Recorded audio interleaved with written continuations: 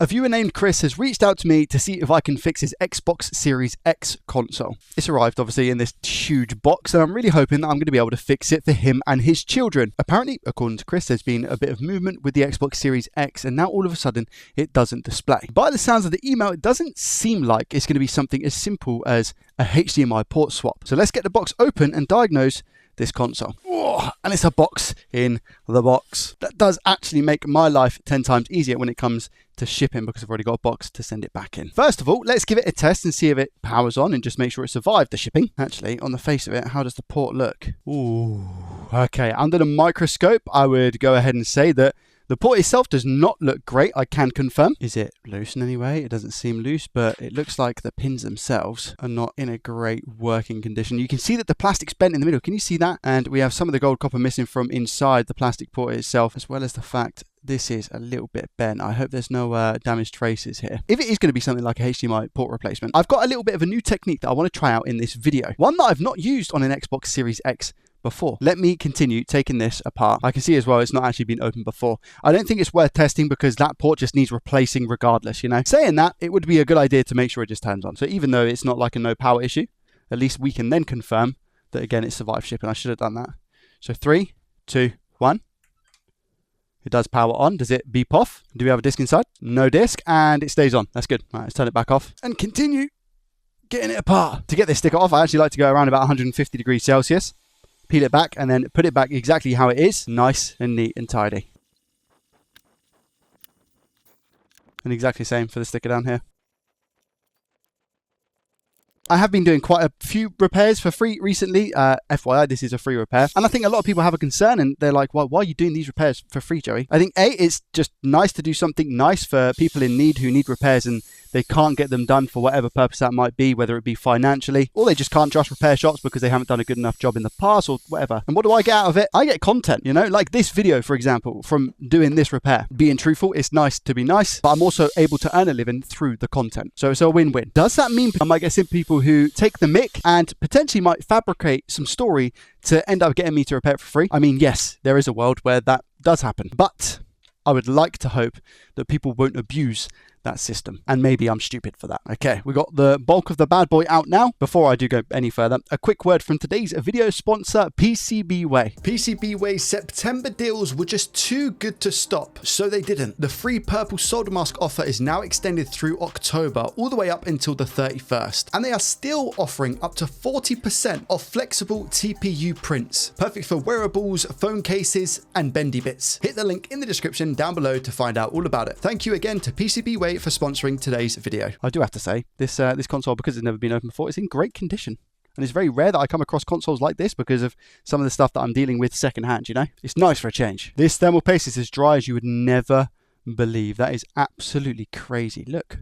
Where is it? Nuts. Right, so I've actually got this board on a heat mat, okay? And this heat mat goes up to 120 degrees Celsius. I have ordered a board heater. I'm just kind of waiting for it to arrive. I've put a bit of shielding on the back of where the APU is just to make sure that doesn't cook, but I don't think it would on 120 degrees Celsius anyway, but just to cover it to be safe. This is what the mat looks like. It's currently just going up in temperature right now, and there's no plastic on the bottom side of this that would potentially risk the burning. So I'm just going to see if this works. The aim is to simply heat it up as best as I possibly can, and then I'm going to move the board off the edge of the table once I feel like the board is hot enough and come in with my hot air gun and try and get it off. My hot air gun will be at 480 degrees Celsius and 99% airflow. And I think for today, I'm actually going to try and heat from the top of the port rather than underneath. I'll see how I get on. It could even be that I do above and then go underneath as well. When I used to work at a repair shop and we had a board heater, it would just be so simple. You'd literally put the motherboard onto the board heater, come in with the hot air over the top, and it didn't have to be an expensive hot air station. It could just be one of the Yahoo cheaper ones, and the port would just come off so easily. Unfortunately, I don't have that equipment just yet. So I'm having to make do. If you try and do this without hot air,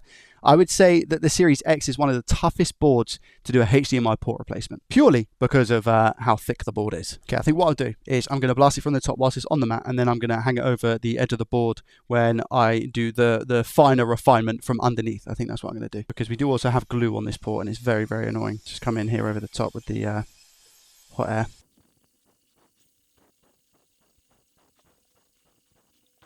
I'm going to hang it off the edge of the desk now.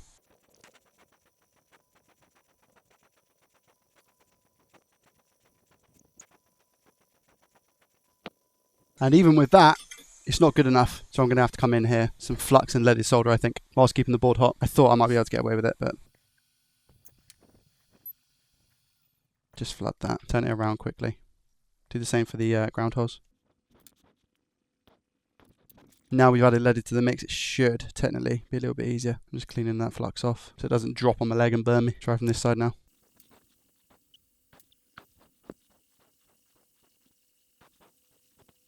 It's coming through now. I just need to break the glue. I don't want to rip it because I don't want to rip the traces. Slowly. So I'm like holding the port here and it should just drop out. There we go. How are the traces? We look okay. I don't even need to solder sucker these ground holes because what I'm going to do, I know I added some leaded already. I'm just going to add a tiny bit more. Just like that. Again, quick clean. Nice. Turn it over. Scrape off this glue, which nobody likes. Very nice clean extraction there. Give the rest of this some leaded to bring down that melting temperature.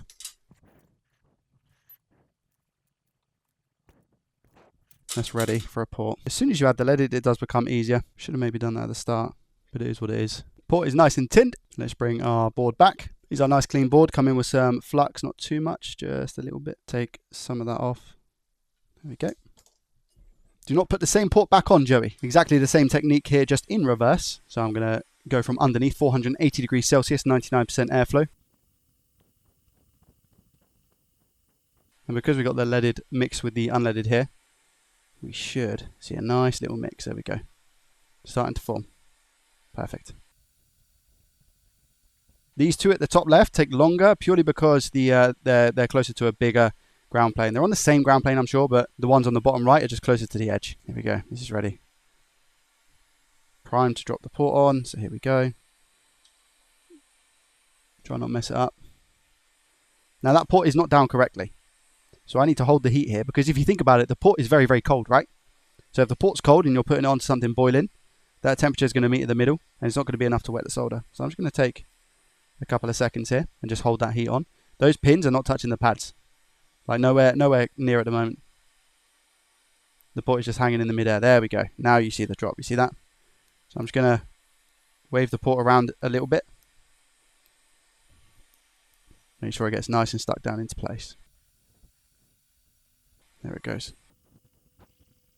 And now I'm going to come off the heat and hold that port down ever so slightly. Not too much force.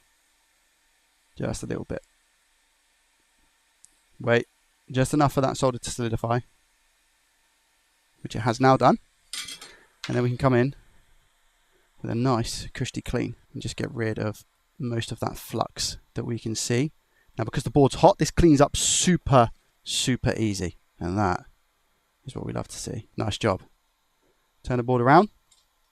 We might have a few big ground holes, which we do. They're not actually that severe, but I will nonetheless give them a quick bit of additional solder to make them look a little bit prettier. Doesn't need to be done. This is not necessity. I always say this is just like a personal preference sort of thing. There we go. Board nice and clean. Nice shiny joints on the back. Let's inspect the pins. Looking good. Look at that. How are these pins looking? And you can see the solder's gone up the legs of the port. This is a very strong port. Going to make sure those are entirely solid. I have no doubt they will be looking at them like this, but you never know. Every single one is absolutely rock. Now that the stressful part's out of the way, I've just got the fun bit to do, which is see if it works. What do you think? Please tell me we get a display. Okay, momentous of truth. I have our rig set up. I've got the power temporarily hooked up, HDMI cable that's been plugged into the HDMI port and our power button. So here we go. Wisheth me lucketh. 3, 2, 1. Power's on. Good. Doesn't power off. Please show me an image and tell me this free repair is fixed. Yes! Let's go! Sweet! There it is. Xbox logo. Currently showing in a lower resolution, but that's fine. We can sort that out. Probably just need to setting changed. Yeah, it shows like 4K and 1080p, etc. So I'll just stick it in 1080p now. And the resolution is absolutely fine. Once it saves. All good. There we go. Okay, here we go. It's back together, all up and running. We're in the dashboard. And yeah, this repair is pretty much complete. Just to confirm as well, I could actually see the daughter's name on this console. Not that I don't think necessarily we have to prove anything, but yeah, I'm happy for the family that this has now been fixed. Thank you very, very much for watching. If you did enjoy it, hit that thumbs up button, subscribe to the channel if you're new around here. And as always, I shall see you in the next one. Peace.